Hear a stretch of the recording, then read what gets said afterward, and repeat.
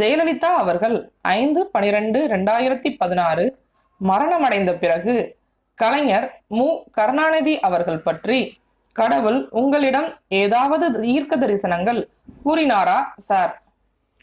5/12/2016 அன்று கடவுள் கூறிய தீர்க்க தரிசனத்தின்படி முன்னாள் முதலமைச்சர் ஜெயலலிதா அவர்கள் மரணம் அடைந்தார். 6/12/2016 அவரது உடல் நல்லடக்கம் செய்யப்பட்டது. இந்த சூழ்நிலையில் 15/12/2016 அன்று முன்னாள் முதலமைச்சர் கலைஞர் மு கருணாநிதி அவர்கள் காவேரி மருத்துவமனையில் சேர்க்கப்படுகிறார்.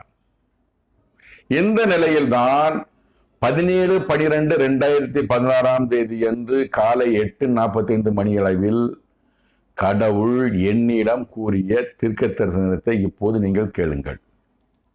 இந்த தேசத்திற்கென்று கொடுக்கப்பட்டிருந்த